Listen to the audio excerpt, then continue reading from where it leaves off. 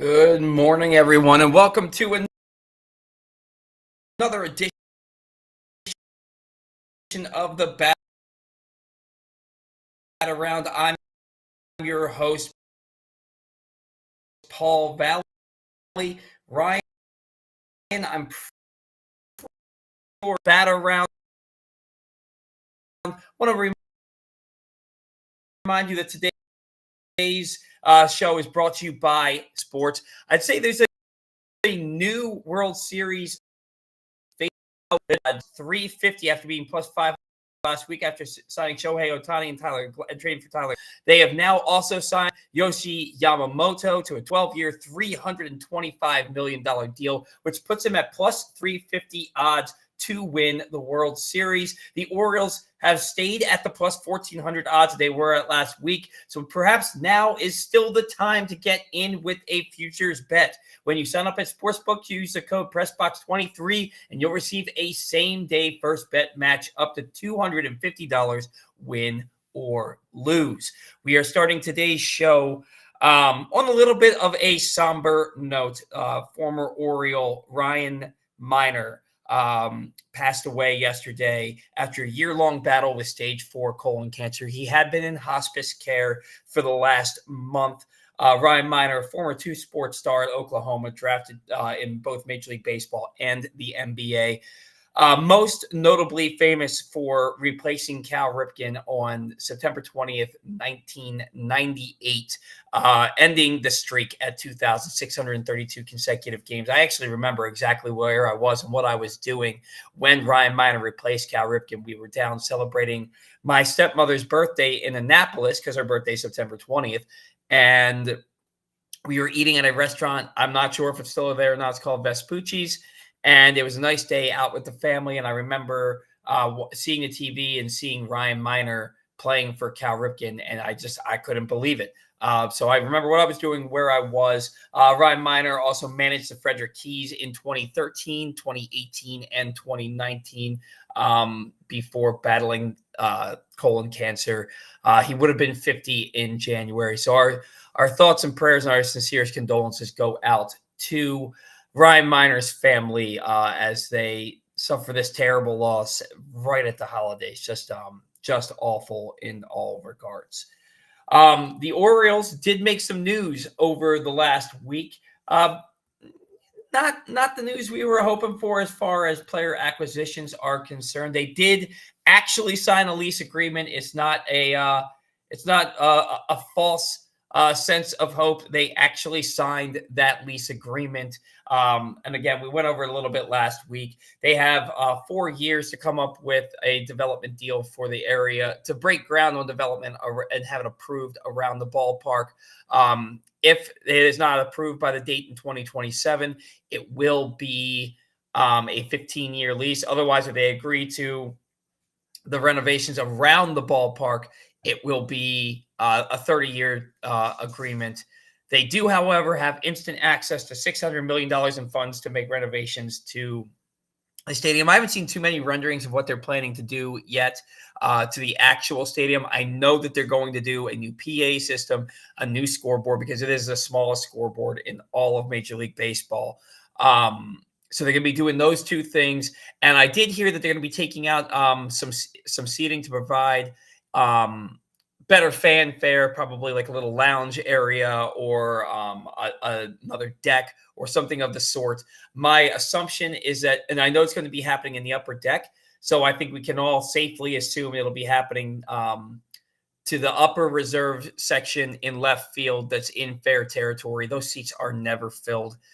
They don't even sell tickets to them until the playoffs anyway, at least over the last couple of years. So I imagine they're going to be taking those seats out and putting a new fan deck and a better fan experience out there. I think more renovations that they should do would involve an open concourse all the way around the stadium, but I don't know what that would entail. I remember looking at it and not really knowing how they would do that with the way the seating bowl is designed. You'd have to rip out the entire lower section and completely rebuild it from the screws. So I don't know if they'd be able to do that or not. I don't know how long it would take. And we're really only 3 months. We're 3 months from opening day. I don't think that they're going to have time to do something like that.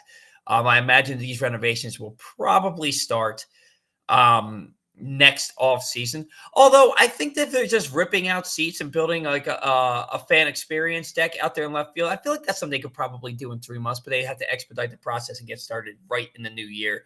So we'll see. TBD on what's going to happen with the new renovations to the stadium. Now that the lease agreement has been signed, which is the big news of the week. Smaller news of the week, after they signed that agreement, we saw that the Orioles made a trade. We all got excited, and then we were instantly deflated. Orioles trading for Jonathan Heasley. Orioles acquired right-hander Jonathan Heasley from the Royals in exchange for minor league right-handed pitcher Cesar Espinal. Jonathan Heasley, 13th round pick for the Royals in 2018. 5.45 ERA and in 133 and 2/3 major league innings.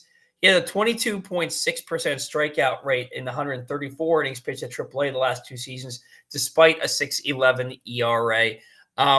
This, to me, seems like a depth move more than anything else because he can start, he can relieve, he has AAA experience, he has a little bit of major league experience, not great major league experience, obviously with a 5.45 ERA and 133 and 2/3 innings in the majors.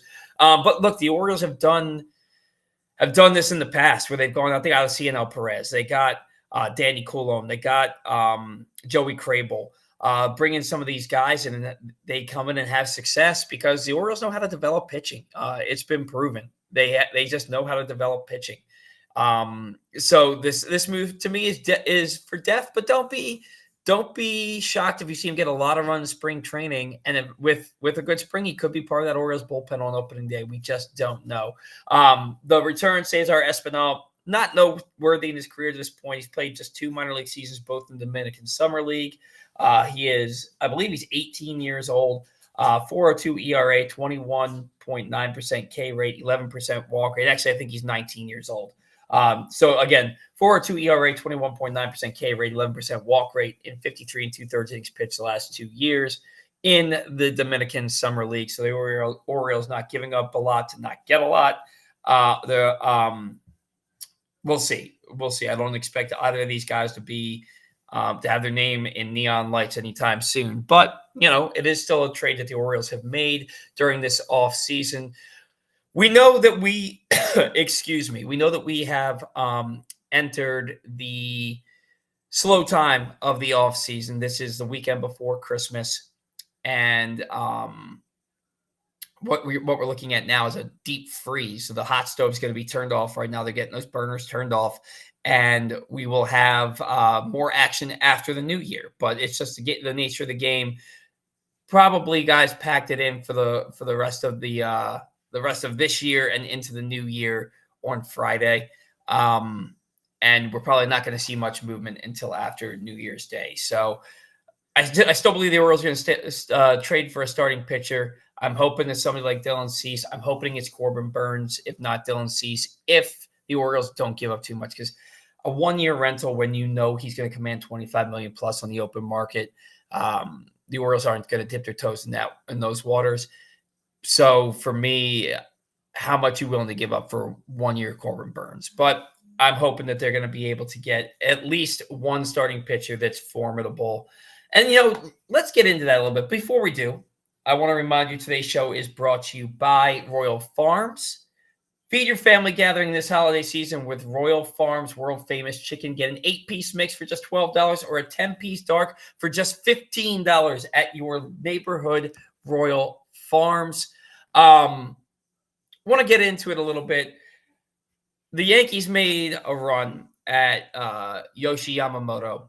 They did not come close, apparently. Apparently, it was down to 3 teams, and they had the third best offer of those 3 teams. They had the worst of the 3 finalists for Yamamoto. I heard that they could be turning their attention to trading for both Dylan Cease and Corbin Burns. I don't know what they have in their system that they'd be able to do that. I don't think they're going to be able to give up what's needed for those guys. And if they are, they're mortgaging their future for the next 2 years because they don't have anything noteworthy that underneath what they're going to trade to potentially get those 2 guys. They're going to completely strip down their minor league system. So somebody was talking about how The Yankees are, if they would have signed Yamamoto, would they be a top 3 team in Major League Baseball? And I I don't see it. I don't, even if they had got him, and they didn't. I don't see it. Yes, you have Juan Soto. Yes, you have Aaron Judge. Yes, you have Garrett Cole. Then what do you have? Then what do you have? You have an aging DJ LeMahieu, an aging Anthony Rizzo, an aging shell of his former self, Giancarlo Stanton, Anthony Volpe. Okay, yeah, Gleyber Torres. Okay, both. Gleyber Torres is a good player, not a great player. Anthony Volpe is a young player who could be great. Right now, he's good, especially considering how young he is. But I look at that Yankees team, and you're not scaring me. Maybe Carlos Rodon comes back this year and looks like the guy he was the previous 2 years before last year, before this past season. But I don't see that. And Nestor Cortez, he was really good for them for 2 seasons, and then he was injured all last year. When he did pitch, he didn't pitch effectively. Look, these guys do have a history of pitching well, but it's a big if. If they can come back and pitch up to their potential, if they can stay healthy. And that's the same thing with the lineup. If they can stay healthy, these guys ain't getting any younger. And I look at this division, Tampa Bay, I don't know what the hell they're doing. I don't know what the hell they're doing. But every year I think, oh, this is a year the Rays take a step back, and then they go out and win 95 plus games. So I'm not writing them off, but right now I don't know how you can have the Yankees as anything better than the 3rd best team in the American League East, let alone a top 3 team in all of baseball. The Orioles won 101 games. They have nothing but young stars at almost every position. If they aren't at the Major League level, they're coming up at the Major League level. They have 2 aces at the top of their rotation. And that brings me to what Greg Emsinger said on MLB Network last night. He was doing his whole crystal ball act, and he was looking at, American League predictions. And he predicted that the Orioles would win 109 games in the American League this coming season in 2024. Predicted Kyle Bradish would be a top 3 finisher in Cy Young voting. Predicted that Adley Rutschman would have an 878 OPS. That's high praise, especially when you consider how much the Orioles have been a laughing stock in Major League Baseball over the last 5-6 years before last season. It's really high praise. And I saw people commenting on the video clip that was on Twitter saying, well, the Orioles don't have the pitching. They don't have the pitching. No starter had, except for one, had an ERA below 4 last year. Well, yeah, that's true. That's true. But that's when you're just looking at the stat sheet and you don't follow the team. You look at the Orioles starters heading into 2024, and they've got Kyle Bradish, who was 4th in Cy Young voting this year, 2.83 ERA this past season, 12 wins, 4.9 wins above replacement, according to Baseball Reference. And he was the first Orioles starter to make 30 starts in the season, have a sub-3 ERA since Mike Mussina in 1992. That's pretty damn good. And that's kind of what some of us on this show predicted. Maybe not the 2.83 ERA, maybe not a top 4 Cy Young finish, but that was a guy that I looked at after his 2022 season when he had that 3.26 ERA the last 13 starts. I said, he could be the Orioles opening day starter in 2023. And I think he's going to be really, really good for this team. You just saw how much he dominated some really good teams. Yeah, he wasn't the opening day starter, and in his first start got knocked out after a line drive off the foot. But boy, was he good. You knew that he was getting the job done every time out there. Kyle Bradish was just that guy for the Orioles, and I think his progression continues next year. Grayson Rodriguez had a 2.58 ERA his last 13 starts this past season, looking every bit the number 1 pitching prospect in baseball that he was anointed prior to last season.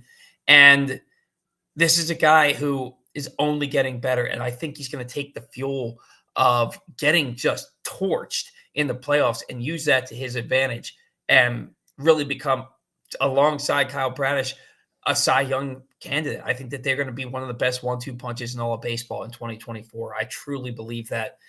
And then you look at your number 3 starter, who right now is John Means. And yeah, John Means is coming off of Tommy John surgery, but this is a guy with a career 3.74 ERA. He's been an all-star. He finished top 3 in Rookie of the Year voting in his rookie season. Actually, I think he finished 2nd that year. No, I think he finished 3rd that year. And He comes back from Tommy John surgery, makes 4 starts at the end of this past season, and all he does is average 6 innings pitched per start, and pitched to a 2.66 ERA. John Means as your number 3. This was a guy that we thought was the Orioles' ace. Him as their number 3. Look out. And then Dean Kramer, you see the 4.20 ERA, something along those lines, and people are like, oh, that's a mid-starting pitcher. Well, what they don't realize is he had a 3.59 ERA from May 5th on. That's 26 starts with a 3.59 ERA. And yeah, you can say he got blown up in the playoffs. Israel was under attack, and his family comes from Israel. He pitched for Team Israel in the World Baseball Classic. Pretty sure we can safely assume that a lot was on Dean Kramer's mind in that playoff start. So when I look at Dean Kramer, I'm not going to hold that playoff start against him. I'm going to look at the broader scale at the 3.21 ERA in 22 starts in 2022. And then the 3.59 ERA his final 26 starts in 2023. And I'm going to say that guy has your number 4. Okay, I'll take that. And then Tyler Wells, he might be in the rotation. DL Hall might be in the rotation. But Tyler Wells led the majors in WHIP as a starter the first half of the season. Look, he ran out of gas. The guy hadn't been a starter since I think 2018 was the last time he made a start. Before this past season, this is a guy, or before 2022, excuse me. This is a guy who had a couple of surgeries, a couple of visits to the injury list, which is why the Orioles were able to get him in that Rule 5 draft in 2021. But I look at him and I say, if he can get really extended, and he pitched a good bit of innings. I think he pitched like 140 innings this past year. If he can get even more extension next year and really take that first half momentum and carry it into the second half, as your number 5 starter, who's a better number 5 starter than Tyler Wells? Yeah, he gave up a lot of home runs last year. He managed to get lucky by having them be a lot of solo home runs. But the ERA was right around 3, mostly below 3 the entire first half of the season. Again, the lowest WHIP in baseball the first half of the year. As a number 5 starter, I would love that for the Orioles. Plus, I do believe they're going to go out and trade for a starting pitcher. I think that that's going to happen. And if you add a legitimate number 1 or number 2 to this rotation that already has, in my opinion, 2 number 1s and a number 2 as a number 3 and a number 3 as a number 4, who's going to beat this team? Who's going to beat this team? I don't see it happening. I don't see the Orioles get knocked off their pedestal atop the American League East this year, especially when then you look at the lineup. Adley Rutschman, Gunnar Henderson, you're going to have Jackson Holliday, Anthony Santander, Ryan Mountcastle, and then guys coming up waiting in the wings like Heston Kjerstad, Kobe Mayo, Jordan Westberg with a full season. Guys, Jordan Westberg, if you're not on that Jordan Westberg hype train right now, get on it. There's plenty of seats right now. That guy, I'm telling you, in mid-August, if he's still with the Orioles, and even if he's not, if he's someplace else, you're going to look up at his stat line in mid-August, and you're going to see a guy hitting about 275 with about 20 home runs and about 70 RBIs. You're like, holy crap, this dude is awesome. And people aren't going to talk about it because he's quiet, man. He just plays. He's like Nick Markakis playing third base. He just plays the game. He's a gritty ball player. You are going to love this dude in 2024. I'm telling you, Jordan Westberg is going to be a silent star for the Orioles in 2024. You're hearing it here right now. The guy's amazing. You look at that lineup. You look at that starting rotation, the bullpen, CNL Perez, if he pitches like he did from June on, Danny Coulombe, Craig Kimbrell now, and you look at the rest of this bullpen, the Orioles are going to be really good. They're going to be really good. Are they going to be enough to, get out of the first round of the playoffs? Are they going to be enough to, if they get to the World Series, overtake a team like the Braves or the Dodgers? That remains to be seen. But, let's get there first. And I think that the Orioles have a great chance of getting there. Do think I want to see them add, not think, I know I want to see them add another starting pitcher, though, before the season gets started. Want to remind you that today's show is brought to you by helpmygamblingproblem.org. If you or a loved one has a gambling problem, call 1-800-GAMBLER or visit helpmygamblingproblem.org for free confidential services. That's 1-800-GAMBLER, or you can visit helpmygamblingproblem.org for free confidential services. And I want to move on to the Christmas part of this show. I guess Ryan will not be joining us for the show today. That's okay. I'm even doing a little bit older reads for the show because I don't think they were anticipating me doing a show this week, but I told them that I wanted to. So it's okay that Ryan missed this one. He will be back for next week's show. Maybe we won't do a show next week since it's another holiday weekend with New Year's coming up.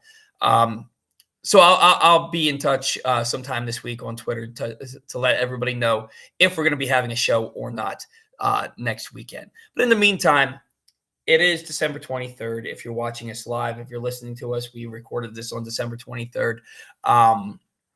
Christmas is in 2 days. And I figured let's do our Orioles Christmas wish list. And I'm going to start from, I did my top 5, and I'm going to start from number 5 and work my way to my number 1 wish for the Baltimore Orioles in 2024. Number 5, no secret here, a top of the rotation starting pitcher, whether it's Dylan Cease, Corbin Burns, Blake Snell, Jordan Montgomery, the last 2 I think are a pipe dream. Whether it's any of those guys, or if it's a Jesus Luzardo like we talked on the show last week, or if it is a not Pablo Sandoval, Patrick Sandoval. I don't think that's his name either, but Sandoval from the Angels. Whether it's one of those guys, the Orioles need to get that starting pitcher into this rotation. I just talked about how good I think their starting rotation is, but if you want to beat the best teams in baseball, if you want to, announce your presence with authority and say, hey, last year wasn't a fluke. We're the best team in the American League, and we're going to be in the World Series this year. Go get one of those guys to put at the top of your rotation. I don't know that you get them and have them start over Kyle Bradish on opening day, over Grayson Rodriguez as number 2. But if you have a top 3 of Bradish, Rodriguez, and Dylan Cease, or Corbin Burns, or Jesus Luzardo, or insert name here, you're better than every team in the American League. Nobody's going to beat you. So that's my number 5 wish for the Orioles. Number 4, guys, this is a wish list. Cody Bellinger. I want Cody Bellinger on the Baltimore Orioles. It is not going to happen. I know it's not going to happen, but a guy can dream, right? That's what Christmas is all about. Cody Bellinger can play first base. He can play all 3 outfield positions. He's a left-handed power bat that you can put in the heart of your order, bat him 4th, and watch that dude hit 40 bombs for you onto Utah Street. To me, having Cody Bellinger on the Orioles puts him head and shoulders above every other team in the American League. It's not going to happen, and a lot of people are going to say it's not a need. I will staunchly disagree until I'm blue in the face. The Orioles need a number 4 hitter on this team. You can't depend on Heston Kjerstad or Kobe Mayo to be those guys yet. They haven't even Kjerstad hasn't even finished his cup of coffee at the big league level, and Kobe Mayo is still waiting in line at Starbucks for it. You can't depend on those guys to be your number 4 hitter and be that presence in the lineup yet. Maybe one day is sometime in 2024, but you can't depend on them from the outset. You've got to go out and get a middle of the order bat. No bat would profile better in this lineup than Cody Bellinger. And he gives you the versatility that Brandon Hyde and Mike Elias love. You can DH him, you can play him at first base, you can play him at all 3 outfield spots. Not going to happen, but this is my Christmas list, and that's what I choose. Number 3 on my Christmas wish list, an owner willing to spend money. I wish John Angelos would spend money, because then Cody Bellinger, Jordan Montgomery, Blake Snell wouldn't be pipe dreams. They would be realistic, but they're not. And we watched this team for 5 years be just one of the worst franchises in the history of the game. I mean, you're talking 115 losses, 108 losses, 110 losses, and the only year that they didn't lose 100 was the season that they only played 60 games, and they were on pace to lose about 96 when that season ended. They were just so bad for so long, and my entire life they were so bad for so long. I mean, they've made the playoffs 14 times. No, I'm sorry. They've had 15 winning seasons. I'm going to be 40 in September. They've had 15 winning seasons in my lifetime, and they've made the playoffs, and I can count them right off the top of my head. They've made the playoffs 7 times, 6 times in my life, 6 times in my entire life. I want an owner willing to spend money. Peter Angelos, he did it in the latter half of the 1990s. He did it again on his own guys like Brian Roberts and Adam Jones and Nick Markakis and Chris Davis. He did it on Tejada, on Javi Lopez, on Rafael Palmeiro the second time around. He spent that money. He just spent it in the wrong places. Now his son won't spend the money. And we watched this team be so bad for so long, thinking, okay, well, once this farm system gets here, that's when they're going to spend the money. That's when they're going to go out and shell out the big coin to get some top-tier players on this team. And now we're here. 101 wins. You have an MVP candidate in Gunnar Henderson, a Cy Young candidate in Kyle Bradish and Grayson Rodriguez. You have an all-MLB catcher in Adley Rutschman. You look at the team that you have, the nucleus that you have, Jackson Holliday, who might be Rookie of the Year coming through this year. You look at that, and what do you need? You need one legitimate starting pitcher to add to your rotation. You need one middle-of-the-order bat. You can argue with me all you want. You need a middle-of-the-order bat that's not named Anthony Santander or Ryan Mountcastle or Austin Hayes. You need that guy. And you have the lowest payroll in baseball. If any team can pay a guy $30 million a year to pitch in your rotation and another guy $30 million a year to bat in the middle of your order, it's the Baltimore Orioles. Go effing do it. They need an owner that's willing to do that. So my number 3 wish is an owner willing to spend money. My number 2 wish on my Orioles Christmas wish list, a new owner.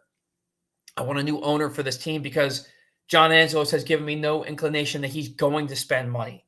When his top 3 priorities are in order, being a bigger cog in the community, getting concerts to Camden Yards, and then putting a winning team on the field, your priorities are out of whack to own a professional sports team. Sell the team. Whether it's Rubenstein, whether it's somebody else, whether it's the guy that owns Under Armour or somebody else, I don't care. Sell the team. I want a new owner in here. And with Rubenstein, he was on, I think it was CNN the other day, and they asked him, is he planning to buy the Baltimore Orioles? And he said, as far as I know, they're not up for sale. Nobody's told me that they're up for sale. Maybe he's just saying that because part of the negotiations is keeping everything close to the vest. Maybe that's what he's doing there. But until we have reason to believe that the guy's actually in negotiations to buy the Orioles, I don't believe it. So my number 2 wish list on my Orioles Christmas wish list is a new owner because the current owner sucks. He sucks. And he's not going to spend the money. If you're watching John Angelos, and I don't know why you would, you suck. I want a new owner for this team because you, John Angelos, suck. My number 1 wish on my Orioles Christmas wish list, a World Series. A World Series. The last time the Orioles were in a World Series and won a World Series, both happened in 1983. I was born in September of 1984. I have never seen the Orioles in the World Series. There's a lot of people probably listening to the show, probably watching this show, probably in the Orioles universe that have never seen a World Series. I'm going to be 40 next September. Minimum, it will have taken me to the age of 40 to see my team in a World Series. I've seen 2 Ravens Super Bowls. I might see a third this year. And I have never seen my first love, my first passion, the Baltimore Orioles, in the World Series. I've seen them in the ALCS 3 times and nothing but abject failures in the ALCS.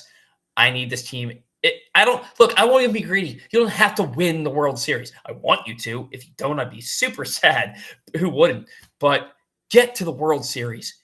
Get there. And then let's roll the dice. Just get to the World Series. Number 1 on my Orioles Christmas wish list, get to the World Series. We need it in Baltimore. We deserve it. We've been a loyal fan base. We've been a punching bag for Major League Baseball. We've seen it. We've been watching poor baseball for far too long. When we get good baseball, it's not quite good enough.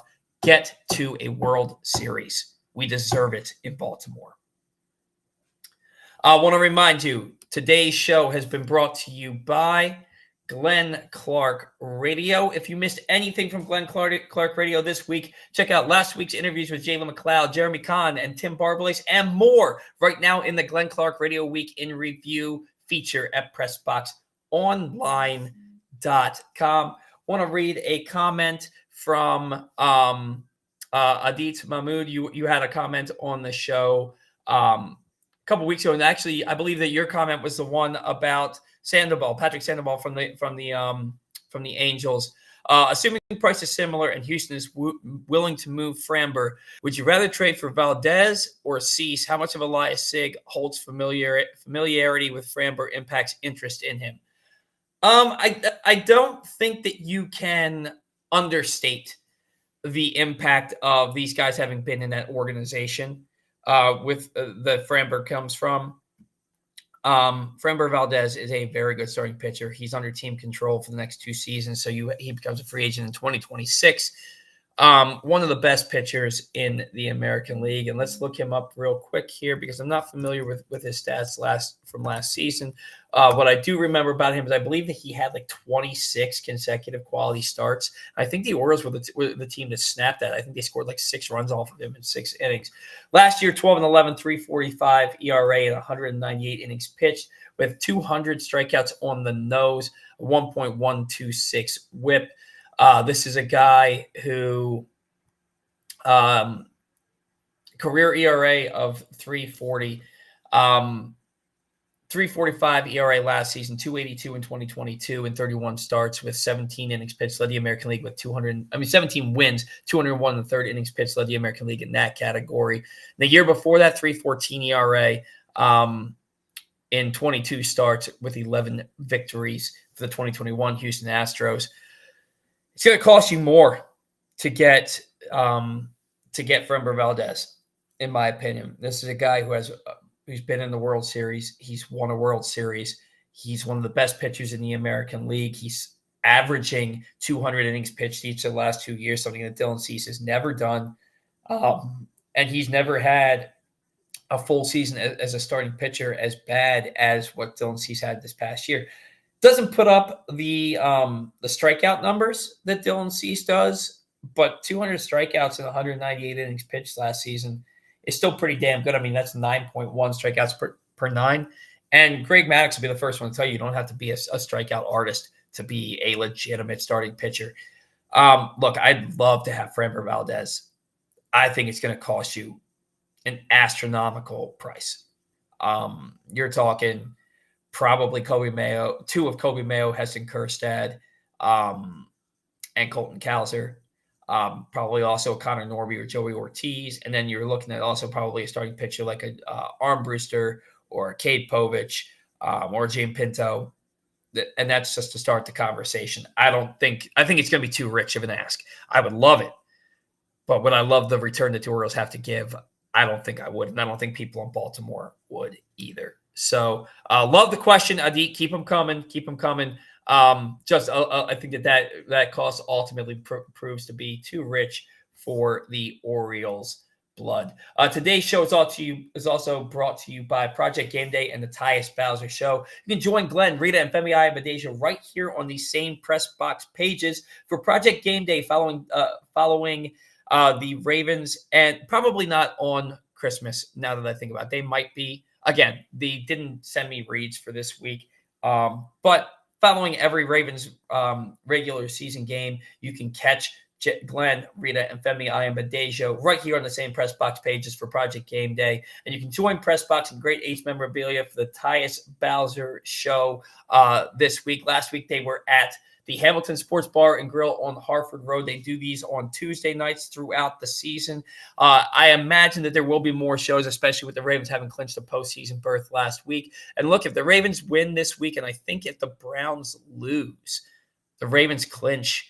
If the Ravens, any combination of a Ravens win and a Browns loss the rest of the way, and the Ravens will win the AFC North. They've got their eyes on a bigger prize. They want the number 1 seed. Number 1 seed's kind of scary because they had it in 2019, and they managed to get knocked out in the divisional round after winning, 12 straight games. They were 2-2, won 12 straight games, get to 14-2, get to number 1 seed, and they got embarrassed by the Tennessee Titans on their home field in Baltimore in the AFC divisional round. But nurse some of those injuries, get healthy, know what's at stake, get the number 1 seed.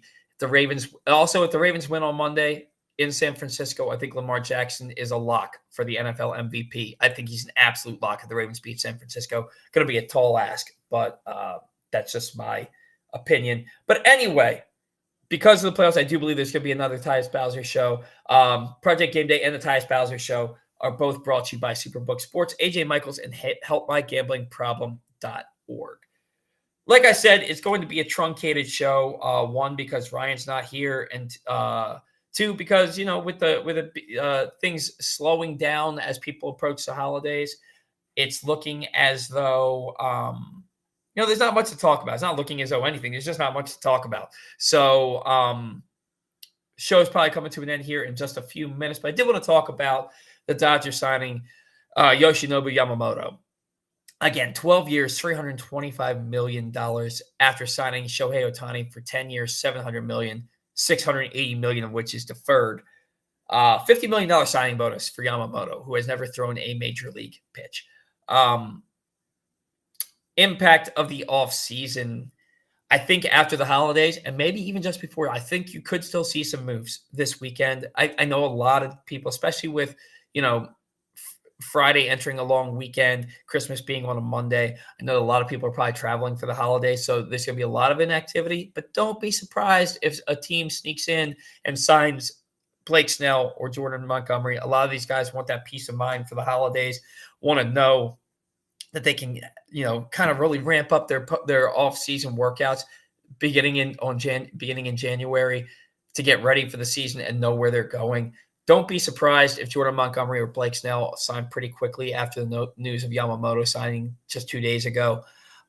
Look, the rich get richer, right? The Dodgers just spent $1.1 billion. $1.1 billion on 2 players.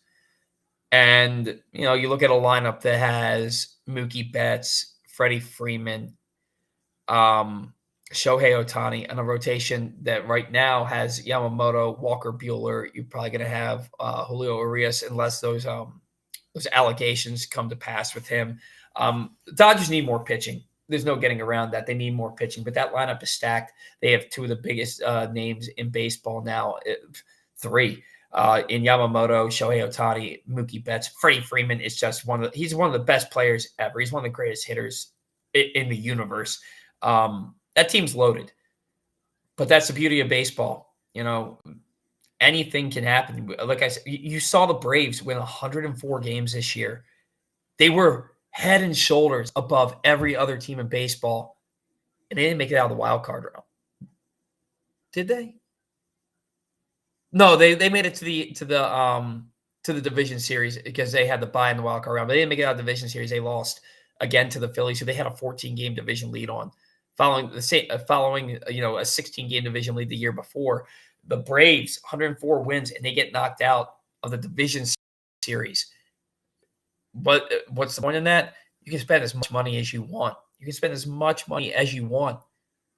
It doesn't matter. You got to line up. You got to play the games.